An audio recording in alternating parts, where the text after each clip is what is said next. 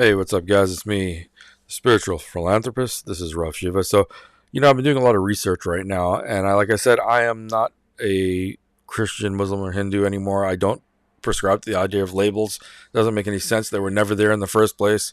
Only people put these labels on people, I think, to be able to separate people. You can't do it without having labels on them and being able to categorize people or anything else. So I stay away from that now. I just believe that there is a God, a one Almighty God, and there are other things in the world as well that exist. But God is the creator of everything. I believe in that. Uh, Here's some interesting things that I did find, and I definitely want to share this with you as well. So something that you may or may not find interesting is that I was looking up in the Bible, and it says that in Matthew 24:3, as Jesus was sitting on the Mount of Olives, the disciples came to him privately. Tell us, they said, when will this happen, and what will be the sign of your coming and of the end of the age? Luke 21:29-31. Then he spoke to them a parable. Look at the fig tree and all the trees. When they are already budding, you see and know for yourselves that summer is now here. So you also, when you see these things happening, know that the kingdom of God is near. And then Matthew 24:6 says, you will hear of wars and rumors of wars, but see to it that you're not alarmed. Such things must happen, but the end is still to come. And then we have, there will be famines. These are the signs that people will see.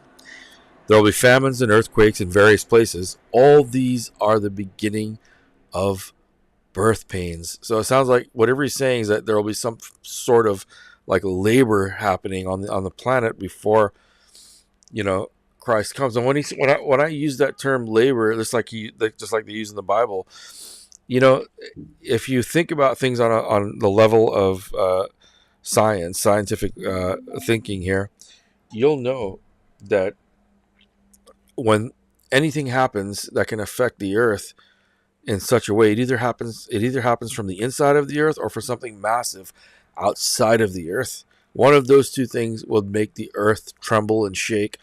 I'm saying on a scientific level. Now, we're going to get into that much later, but first, this is 2 Esdras 5:7-17. Fish will be washed up on the shores of the Dead Sea. The voice of one whom many do not know will be heard at night. Everyone will hear it. Now, this is very interesting. He's saying fish will be washed up on the seas, guys. And I just want you to take a look at this and you tell me what you think. A river in the outback. This after an unprecedented die-off following floods and hot weather, according to police. I haven't got a time frame at the moment, but I anticipate it will be this week, and obviously very strange, isn't it? The people in India, I want that to be sooner rather than later. Officials say it likely happened because the fish need more oxygen in hot weather, but oxygen levels in the water dropped after recent floods receded. It's a tale of two stories now. There's no flow and the quality looks bad and it smells bad, so we're just trying to see if there's any. You see the problem I have with them saying that, they're kind of like brushing it off. Oh, it happens all the time. No, only in the last recent year, really, or a couple of years, since COVID, actually, you've been seeing a much higher population of fish and different, geographically different parts of the world, this so-called oxygen thing happening where it's a lack of oxygen. And you think about this, if fish are dying in the ocean of a lack of oxygen, something is happening in the atmosphere too as well. You have to think about that. Fish that have survived in this water, but I don't have high hopes of seeing any fish this afternoon. One town official said keeping the town's water supply pure was the main priority. Removing the dead fish was the next most pressing issue. Mass fish deaths have been happening on the Darling River in recent weeks. Tens of thousands of fish were found at the same spot in late February. There were also several found near the South Australia and Victoria borders. Enormous fish kills also occurred on the river at Menindee during severe drought conditions in late 2018 and early 2019. Authorities say the current death toll looks far bigger than the events back then. Guys, I just want to say that this is definitely something that we should really be paying attention to. It's pretty scary what's happening. And I don't mean to be a doomsdayer or whatever the hell that's called, but you have to look at this for what it is, man. And here, look, closer to home, you'll see that it's really strange. And the location is Bryan Beach. Right here along this area, this stretch of beach was loaded with fish the other day. Look at that. And apparently what happened was the oxygen levels right here off the coast of Bryan Beach, right out in here, the fish got into a depleted oxygen area. And then, of course, the side effects were this right here. And some accounts say there were millions, some say there were thousands.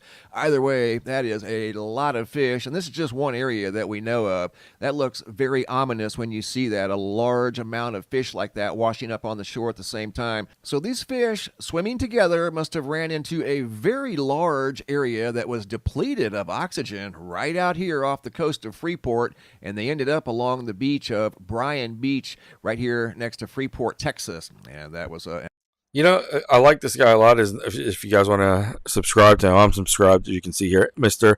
MBB333. And, we have a lot in common in some of the ways we think. He's just a lot more technical, I believe, than I am. But that's why I respect him so much. And he's very, very down to earth and stuff. So I really like this guy. But, they keep seeing the same theme over and over, that there's a lack of oxygen for these fish. And what does that tell you? If something in the ecosystem changes, it's going to affect the entire ecosystem. If something in the air changes, that means that the water changes. You know what I mean? You have to look at it like that. Something in the water changes, that means something in the air changes. We are the inhabitants of this part of the ecosystem where we breathe oxygen.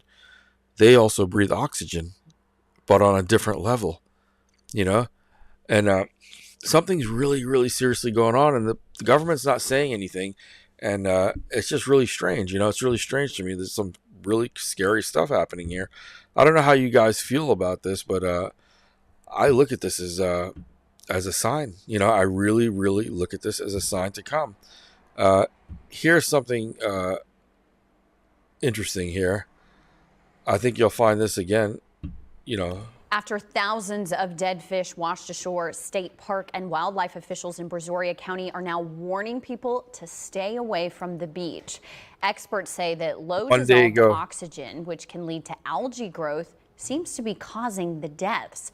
Photos from Quintana Beach County Park show just how many fish have been swept ashore out there. Now, crews started removing the fish from the shore, but they say the issue continues. Wow, this is insane, guys. And I like to keep track of all. I mean, there's so much stuff out there that you can see. Look over here in Chile.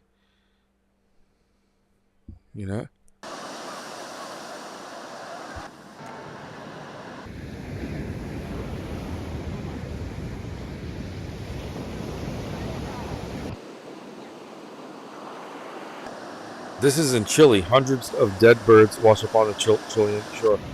So why are these animals, dying? What's going on that all these animals are dying, guys? You have to ask yourself that is there something going on that they just don't want us to know here? I'm still very confused at it all. Not sure what to think about it, but I'll tell you, it's very scary. And like I said, second estrus. If you look here, which is right here, fish will be washed up on the shores of the Dead Sea. The voice of one whom many do not know will be heard at night. Everyone will hear it. Hosea 4:3. Therefore shall the land mourn, and every one that dwelleth therein shall languish, with the beasts of the field and with the fowls of the heaven. Yea, the fishes of the sea also shall be taken away. And Revelations 8:9, a third of the living creatures in the sea died, and a third of the ships were destroyed.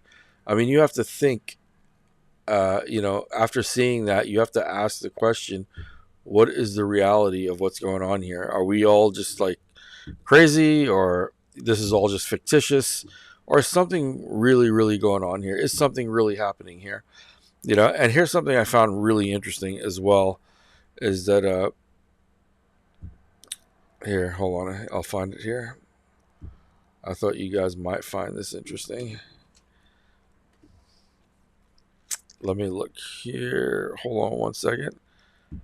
Something that I thought that they should have emphasized a little bit more to us on what's happening. Here. Also contains neatly arranged stairs and is still intact. Who built all of this. Many believe that this is a remnant from long-gone people that have been kept Euphrates intact River. until our times. Nevertheless, there is talk among the villagers that the passageway leads to where the angels are held captive. This tunnel is called the legendary Euphrates Tunnel, and it was built under the Euphrates River between 2180 and 2160 BCE to connect the two parts of the city of Babylon in Mesopotamia. After all of these, she dug a 4-square pond in a low area of Babylon, with each square being 300 furlongs long, lined with brick and cemented with brimstone, and was 530 feet deep. She first diverted the river into this pond, and then she built a passage in the shape of a vault from one place to another, with arches made of solid brick and bitumen 4 cubits thick on both sides. Along with and above the arches, the walls of this vault were 20 bricks thick and 12 feet high, and this tunnel also contains neatly arranged stairs and is still intact. So the reason this is important about the Euphrates River is that also I researched this as well. I'll read it to you now. Revelation 16:12, the sixth angel poured out his bowl on the great river of Euphrates, and its water was dried up to prepare the way for the kings from the east. Now, in the book of Revelations, what they're talking about is a great war that's about to take place between I believe, the leaders of the earth and the Antichrist. So the Antichrist, the leaders of the earth, I believe, fight together. That is when things really start going, I guess you want to call it sour, when that war starts to happen, if I'm not mistaken. Okay, so I'm trying to do this as best as I can. And like I said, this is really weird. We have a lot of interesting stuff. It's Matthew 24, lots of dead fish. Yeah, Jonathan, that's exactly. I got my buddy Jonathan here that's watching. He's probably the only person subscribed to any of my stuff because they block and censor the shit out of everything I do, guys. But just letting you know that I'm going to keep doing it regardless, because I know that they know that I can see things and I have things that I understand. And every time I say them, they do happen. So that's why I keep putting this stuff out, because I'm going to call it right before it happens every time. And if you don't know, if you're not on Facebook is where I do a lot of that, which I'll start branching out here onto YouTube as well. On Facebook, you can find me as The Spiritual Philanthropist. Also, if you go to TikTok, I'm on there as The Spiritual Philanthropist as well, or enter The Spiritual Philanthropist, one of the two. But check it out and you'll see me there. Guys, there is something going on. The Euphrates River is dry. We're seeing some of these signs happening all over the place. And there are people trying to, doubt these things and say that they're not true. Like I said, I'm not religious in any way. I'm spiritual, but I am seeing these signs. I'm witnessing these signs just as much as you are. So there is something to it. And we know that whoever's in control of the media and what you see, they don't want you to see the truth. They have their own ideas. They are the masters of deception and illusion, not reality.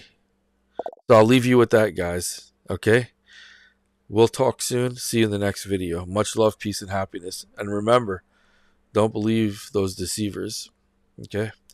Believe the receivers. Some of us are receiving real transmissions.